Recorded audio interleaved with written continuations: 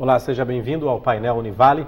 Além do susto e de lamentar os mortos em Paris, os atentados na França despertam aí curiosidades sobre o Estado Islâmico.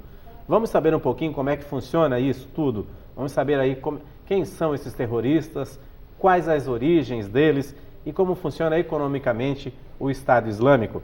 Aqui no estúdio eu vou conversar com o professor Luiz Felipe Rebelo, que é mestre em Relações Internacionais, e também com o Eduardo Zanata de Carvalho, que é egresso do curso de Relações Internacionais da Univale, especialista em Relações Internacionais, que também participou do primeiro Fórum Global da Juventude, que foi em Baku, no Azerbaijão. Teve esse contato com jovens do mundo inteiro. Obrigado, professor, pela sua presença aqui. Obrigado, Eduardo. Professor, a gente está vivendo momentos aí de angústia na realidade, né? Mas, assim, quem são essas pessoas que compõem o Estado Islâmico, né? Quem mantém o Estado Islâmico e por que eles têm essa força tão grande aí nesse momento no mundo? Na verdade, o Estado Islâmico é divulgado por grande parte da mídia internacional como um grupo terrorista. Entretanto, ele é um grupo terrorista que não se assemelha aos grupos terroristas convencionais, não só grupos terroristas elencados como fundamentalistas islâmicos, mas se a gente pensar um pouco mais na época da Guerra Fria, quando a gente fala do ETA, do grupo basco, ou até mesmo IRA, o grupo irlandês, o Estado Islâmico ele cedia-se num território. Os outros grupos terroristas, até mesmo como a Al-Qaeda, eles não, de certa maneira, se localizam em zonas territoriais. Eles são difundidos em diferentes lugares, como no caso da Al-Qaeda, eles têm representantes no mundo inteiro. Agora, no caso do Estado Islâmico, como tu tinhas dito, ele localiza-se em grande parte do centro-norte do Iraque e na parte nordeste da Síria. E ele surge mais precisamente no ano de 2011, com a retirada das tropas norte-americanas do Iraque. Haja vista que os Estados Unidos invadiram esse país no ano de 2003, nessa tomada que derrubou Saddam Hussein, que eu acho que os nossos telespectadores têm conhecimento. Agora, professor, tem um sistema de governo antigo que é o califado, né? E eles acabaram ressuscitando esse sistema de governo. O que na realidade é o califado, como é que funcionava, né, no passado e como que está funcionando agora? A gente vê que é um sistema um pouco de baderna na realidade, né? Então, se a gente pensar nessa questão do califado, nós devemos compreender que para as populações islâmicas, eles têm uma cosmovisão, uma visão de mundo um pouco diferente da do Ocidente. No Ocidente, a gente, de certa maneira, é acostumado com o sistema estatal. Durante aí, nos últimos 200 anos no Ocidente, a gente preconiza a separação do Estado e da religião, ou seja, um Estado laico. Mas para o Islã, desde a fundação, quando o profeta Maomé teve a revelação no ano de 670, na visão deles você não pode separar Estado e religião. E nós temos o Império Sassavita, que foi um califado, que depois da fundação da religião islâmica, que se espraiou pelo norte da África, se espraiou para o norte do Oriente Médio, até o Planalto da Anatólia, onde hoje é a Turquia. E esse império durou durante algum tempo em que preconizava a religião islâmica. Até mesmo posteriormente, com o Império Turco-Otomano, que não é um império de origem árabe, mas sim um império de origem de etnia turca, que sai também do Planalto central da Anatólia, é um império que vai surgir no ano de 1300 depois de Cristo e só vai ruir, só haverá ruptura desse império no final da Primeira Guerra Mundial, em 1918, com a reforma dos generais turcos, do general Ataturk, em 1922. Então, nesse sentido, é interessante que os povos islâmicos, eles têm uma leitura, grande parte deles, de não separar religião e de política. Mas também é importante deixar claro para o nosso telespectador que os muçulmanos, como acontece na religião católica, eles detêm diferentes concepções ou interpretações do que seria o Alcorão, né, o livro sagrado deles. E, de certo modo, o Estado Islâmico, ele realmente tem uma interpretação um pouco mais ortodoxa do Alcorão. Ele se remete a uma interpretação wahhabista da Arábia Saudita do século XIX. Mas é interessante a gente deixar claro que nem todas as populações islâmicas têm essa interpretação. Nós temos aí, no Brasil, uma coleção de culturas riquíssimas, na verdade, em que nós temos descendentes de portugueses, italianos, alemães, ucranianos, poloneses e também o pessoal que veio do Oriente Médio, né? Os libaneses, os sírios, os turcos. No caso até mesmo, essa imigração não é uma imigração recente, é uma imigração antiga e que, se pensar no caso da população libanesa, existem mais descendentes diretos e indiretos de libaneses no Brasil na atualidade do que da própria população libanesa hoje. Olha só, o Líbano, que tem cerca de 4, se eu não me engano, 5 milhões de habitantes, hoje, por exemplo, tem mais de 1 milhão de refugiados sírios no território libanês. Né? E dentro também da cultura islâmica, é interessante a gente deixar claro aqui para o nosso telespectador a diferença da interpretação de quem pode, digamos, de certa maneira, proferir a palavra do profeta Maomé entre os xiitas e os sunitas, que é uma outra divisão importante a ser estabelecida. Em que o Estado Islâmico, só para também deixar aqui um pouco explicado, ela é de orientação sunita. Eduardo, você esteve no Fórum Global, né? Certamente teve contatos com muçulmanos e outras pessoas jovens de países do Oriente, né? Oriente Médio. Existe uma campanha nas redes sociais de muitos muçulmanos falando assim: eu sou muçulmano e não sou terrorista, né? O que você sentiu nesse Fórum Global? Chegou a ser discutida essa questão também dos jovens, a ligação dos jovens com o terrorismo, com essas facções, por exemplo?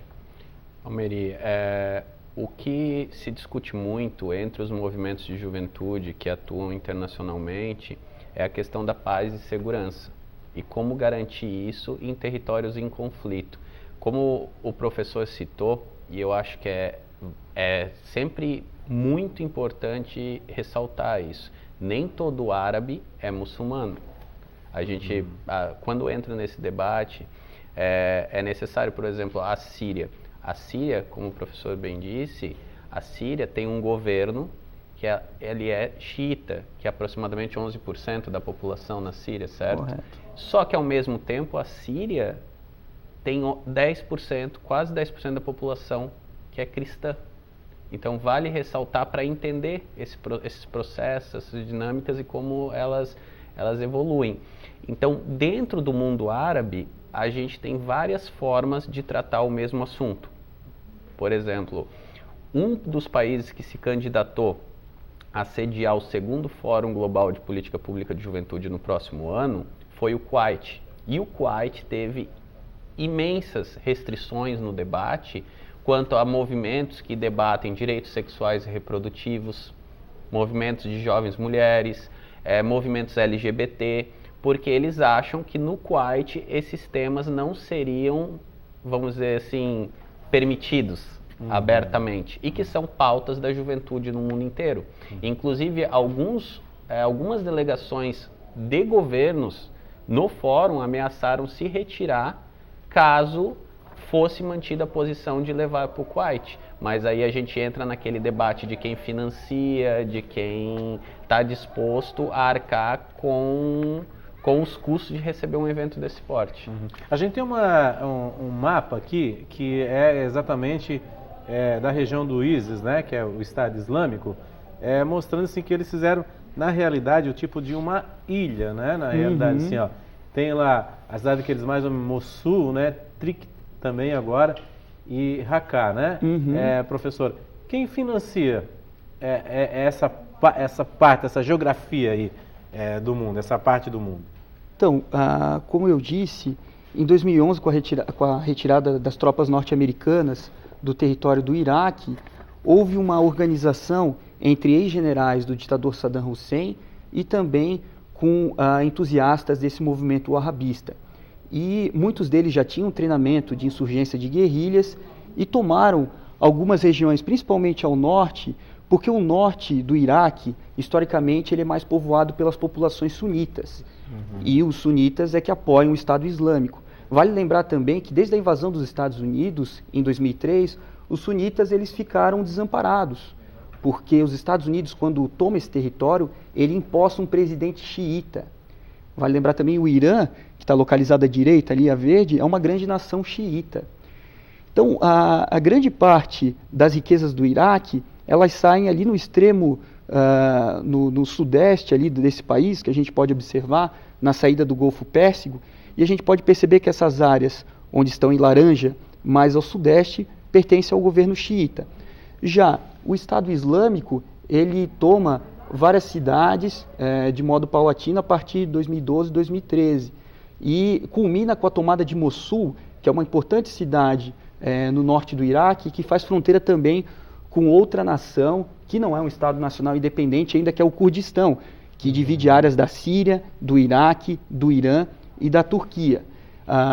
Também através da Primavera Árabe, que ocorre no final de 2010 e 2011, vários países do Oriente Médio, do Norte da África e até mesmo do Oceano Índico, como no caso ali, as Ilhas Maldivas, as Ilhas Maurício, elas têm um movimento civil que pretende derrubar ditadores anacrônicos da época da Guerra Fria, muitos deles empossados pelas grandes potências, não só coloniais da Primeira Guerra Mundial, mas pela União Soviética e pelos Estados Unidos na época da Guerra Fria. Então a Síria em 2011 para 2012 inicia um conflito civil, como muito bem disse o nosso colega o Eduardo Zanata, para retirar essa minoria xiita da seita alauíta controlada pelo Bashar al-Assad.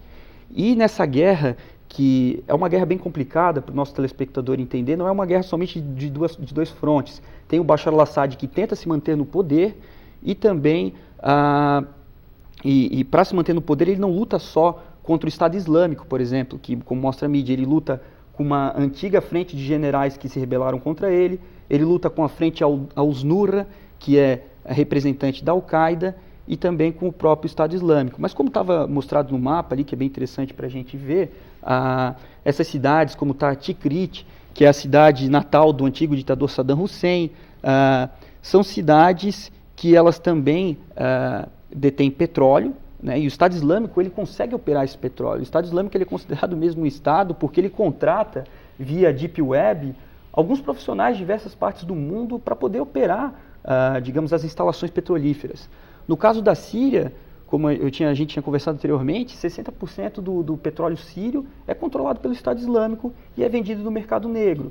E para muitos países, até mesmo não declaradamente do governo, no caso da Jordânia e da Turquia, eles compram esse petróleo vendido pelo Estado Islâmico porque ele tem um preço abaixo do mercado internacional estabelecido pela OPEP. Isso financia aí também o terrorismo, né, professor? A gente vai fazer um rápido intervalo, daqui a pouco a gente volta a conversar com o professor Luiz Felipe e também com o Eduardo a respeito de toda essa situação que está deixando o mundo de cabeça para baixo. Um instante só.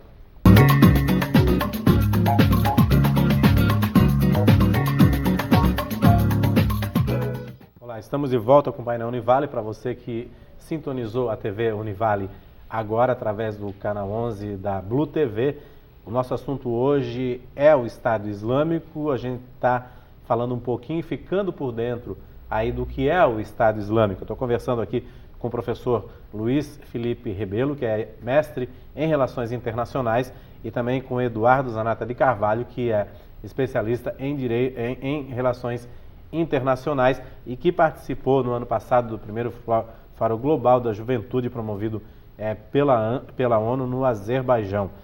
Eduardo, a gente vai ver um pouquinho aí, né, a imagem do homem mais procurado do momento no mundo, e a gente pode ver as características dele ali em francês, né, que é o Salah Abdeslam, que ele ali nasceu em 15 de setembro de 1989 em Bruxelas, na Bélgica.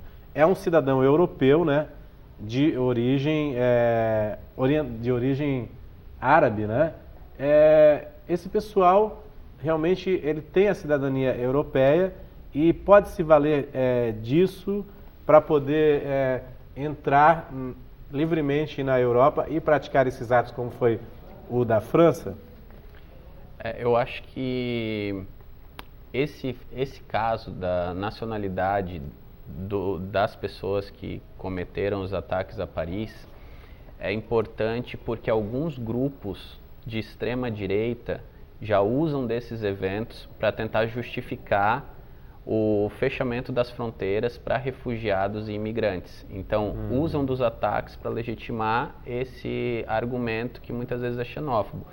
A gente pode até verificar que durante um ato de solidariedade em Lille, no norte da França, quase na fronteira com a Bélgica, foi realizado numa praça um evento onde solicitaram em homenagem às vítimas de Paris. E um movimento de extrema-direita ligado a um partido político, e eram no máximo 20 pessoas, pelo que eu vi no vídeo, esse vídeo viralizou na internet, se aproximaram da praça com faixas e cartazes para barrar os imigrantes e refugiados. E a própria população que estava presente de Lille abafou aquela manifestação, que ela era ínfima comparada ao ato de solidariedade que as vítimas do ataque. Então a gente vê que esse fato é importante porque quebra com esse discurso contrário, porque os refugiados, eles fogem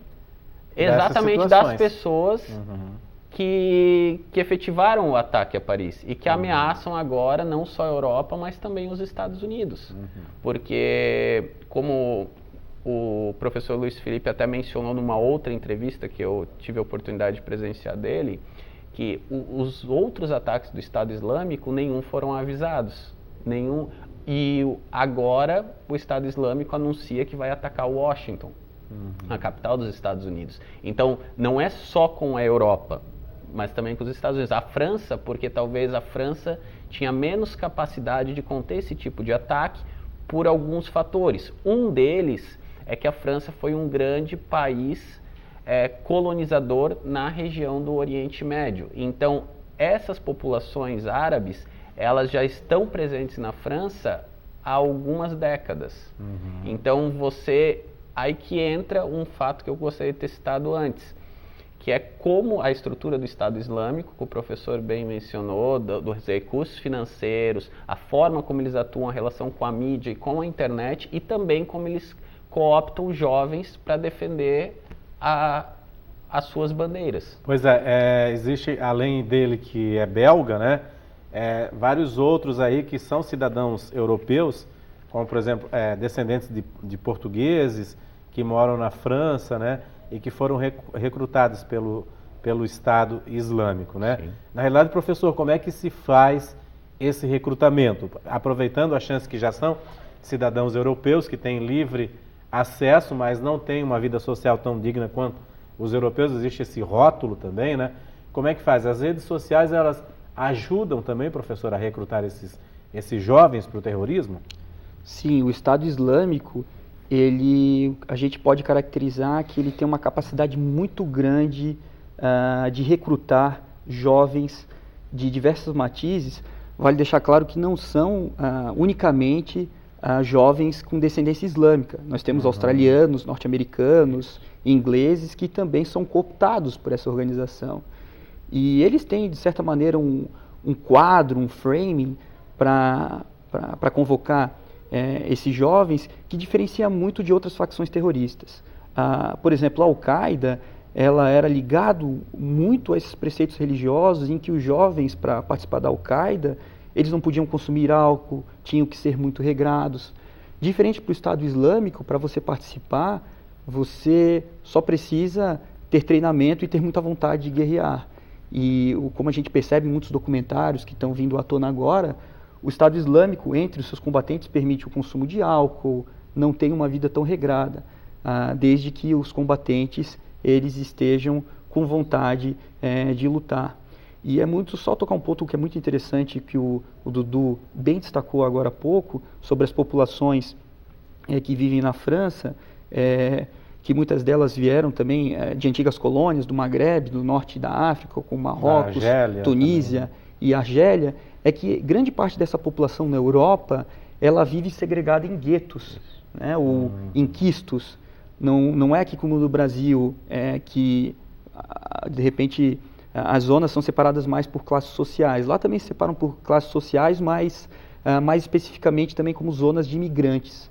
Imigrantes cambojanos, imigrantes senegaleses, imigrantes, obviamente, do norte da África. Até agora pela manhã, eles estão tentando capturar o Abduá, que é o único sobrevivente, o mentor do ataque aí da sexta-feira 13, e é próximo ao estádio Saint-Denis, que coincidentemente essa zona próxima a Paris, ela tem redutos de imigrantes que são advindos de grande parte das ex-colônias francesas, né? Vale destacar também, não é só o norte da África, o Oriente Médio, como o Líbano, que a Beirute era conhecida como a pequena Paris, mas também do Vietnã e do Camboja tem imigrantes na França. E só para finalizar essa parte, esses imigrantes eles não têm a mesma condição de vida do que outros jovens franceses. Então eles são cooptados não só, geralmente são jovens que querem uma aventura, querem participar do movimento que está batendo de frente com grandes potências, querem de certa maneira uma vanglória, mas são jovens que não tiveram oportunidade de ingressar no mercado de trabalho, de ter uma vida social ativa nesses países, e o Estado Islâmico consegue cooptar esses jovens por perceberem que podem oferecer recursos, dinheiro, uma vida aí diferente, longe do seu país de origem, como o Eduardo muito bem destacou, que muitos desses imigrantes já estão há décadas. Até mesmo aqui a gente gosta muito do futebol, é só olhar a seleção francesa de futebol. É uma coleção de imigrantes, o próprio Zinedine Zidane, os seus pais são argelinos, tem outros atletas que são de origem senegalesa. Então a França agora, nesse momento do afã do ataque terrorista, volta para esse nacionalismo, de certa maneira, branco da Normandia, mas vale lembrar que a França, querendo ou não, já é uma nação multiétnica. Agora, uma pergunta que não quer calar, né, desde o dia 13, assim, para vocês dois. Por que Paris, né? Em janeiro já houve o atentado ao jornal, né? E agora, novamente, esse atentado monstruoso, né? Por que esse alvo? Por que Paris? O que é interessante destacar, nesse caso, é que o Estado Islâmico ele não tinha orquestrado e concatenado ataques terroristas. O que aconteceu no editorial do Charlie Hebdo, em janeiro desse ano, de 2015, foi, de certa maneira, uma vingança em relação ao jornal que difamava a imagem do profeta Maomé. Ele não foi orquestrado pelo Estado Islâmico, foram pessoas que quiseram fazer justiça aí religiosa com as próprias mãos. O Estado Islâmico ele começou uma série de atentados recentes. A gente já vem comentando isso, mas há um mês atrás o Estado Islâmico realizou um ataque na Turquia, pouco divulgado, também um ataque terrorista. Beirute, Rússia. Em Beirute, o próximo, no Iraque, então naquela zona que a gente mostrou no mapa do sul do Iraque, xiita, constantemente. Na verdade, eles pegaram expertise, experiência de combate, cometendo atentados terroristas no Iraque, mas isso é pouco divulgado aqui no Ocidente. E há 2 semanas atrás, um atentado contra um avião de turistas, recheados de turistas russos, que partia do Egito rumo à Rússia, em que uma filial do Estado Islâmico do Sinai colocou uma bomba e vitimou, eu não sei ao certo, mas mais de 200 pessoas no atentado terrorista. Então essa pergunta, ela está um pouco nebulosa sobre por que Paris e como foi orquestrado esse ataque, mas agora sabe-se que a organização, o planejamento estratégico do ataque, ele adveio da Síria, foi de certa maneira, as ordens vieram da Síria, ele foi implementado em Bruxelas e realizado em Paris. Tá certo. Pode eu falar acho que a pergunta, por que Paris na Europa? Porque os atentados vêm acontecendo com frequência e exatamente esse avião comercial, majoritariamente passageiros russos no Egito, foi logo após a Rússia começar bombardeios contra posições do Estado Islâmico na Síria em apoio ao governo do Bashar al-Assad. E a França faz parte da aliança que bombardeia também posições do Estado Islâmico, a aliança liderada pelos Estados Unidos na Síria e no Iraque. Tá certo, gente. Muito obrigado aí pela presença de vocês. A gente torce aí que o Brasil, por enquanto, fique livre, né? Porque a gente não sabe as células de terrorismo que também existem num país dimensões continentais na realidade, então a gente torce para que isso não chegue realmente ao Brasil, que já tem problemas demais. Vale ressaltar um único dado, a imagem brasileira no exterior, e que em 2014 o Brasil recebeu mais de 1.700 refugiados sírios. É um número de sírios maior do que países da Europa que estão diretamente ligados a essa questão.